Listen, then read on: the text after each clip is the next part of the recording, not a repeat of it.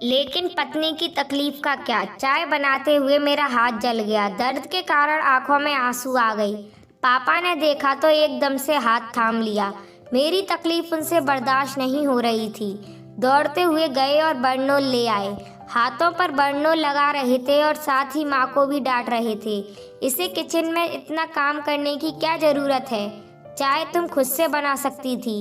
माँ नजरें झुकाए पापा की बातें सुनी जा रही थी। तकलीफ तो माँ को भी उतनी पहुँच रही थी मेरे हाथ जल जाने पर, मगर पापा के सामने वह कुछ ना कह सकी। आखिर माँ ने चुप्पी तोड़ दी और कहा, मैं कोई शौक से तो नहीं बेचती। कल इसकी शादी होनी है, ससुराल में जाकर काम तो करना पड़ेगा ना। लोग क्या कहेंगे कि माँ ने कुछ नहीं सिखाया। लोगों को जो कहना है कहने दो, मुझे कोई फर्क नहीं पड़ता, लेकिन मेरी बच्ची को कोई तकलीफ नहीं होनी चाहिए। आज से किचन में नहीं जाएगी। यह कहते हुए पापा ने मुझे गले लगा लिया और माँ को वार्निंग दे दी।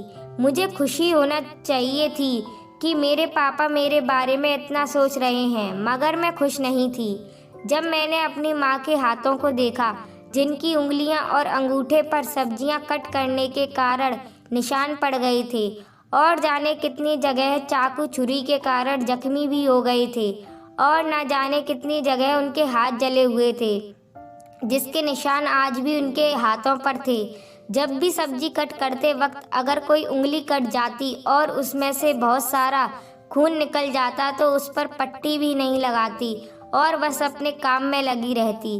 मैं पापा को बताना चाहती थी कि माँ भी तो किसी की बेटी है, किसी की बहन है। भले ही उनके पिता इस दुनिया में नहीं है, अगर होते तो शायद उन्हें भी अपनी बेटी की हालत को देखकर उतना ही दुख होता जितना मेरे पिता को हुआ। मेरे पिता मेरी तकलीफ पर तो तड़प उठे, लेकिन पत्नी की तकलीफ का क्या। वह अपनी तकलीफ कैसे बताए। कौन है जो उसकी तकलीफ को महसूस करेगा। माँ के बारे में यह सोचकर आंखों में आंसू आ गए। काश कि दुनिया के तमाम मर्द जिस तरह अपनी माँ, बहन और बेटी का ख्याल रखते हैं, अगर वैसा ही ख्याल अपनी पत्नी का रखने लगे तो वह हकीकत में जी उठेंगी। दोस्तों, अपनी पत्नी का भी वैसा ही आदर सम्मान कीजिए, उसे वैसा ही प्यार दीजिए जिस तरह आप अपनी माँ, बहन और बेटी से करते हैं।